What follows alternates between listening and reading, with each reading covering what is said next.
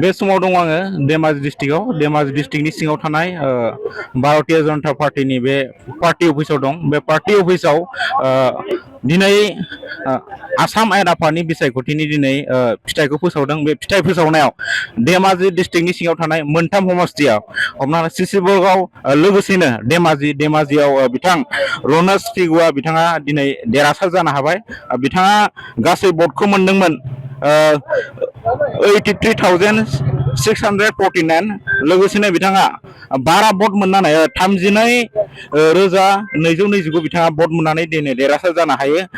बेयाव फारियै कंग्रेसआ भट मोननो हादों दायो 51,420 कंग्रेसनि बिजाथि बिथाङा मोननो हादों। दा बेवहाय लोगोसेनो बेयाव दासो खौरां मोननाय बायदिबा बिथां सिसिबर्ग समस्तिनि बिथां जीवन गगैआ बिथाङाबो देरहासार जानो हाबाय।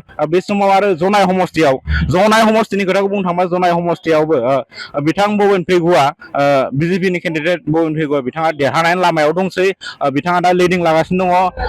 दा जोबथि राउन्डआ सोलिगासिनो दङ। दा जोबथि राउन्ड मोननाय लोगो लोगोनो बिथांनि देरहानायनि जिथुनाखि उइनार बे उइनारखौ देरहानायनि बे फोसावथायखौ फोसावसिगोन। बे समाव धेमाजिनि जिथुनाखि लांगोनायाव माखासे भारतीय जनता पार्टी बा बिजेपि पार्टीनि माखासे दैदेनगिरिफ्रा बेवहाय थुबुर जानानै रंजानायनि मोनसे दोहौखौ जों नुनो मोनदों।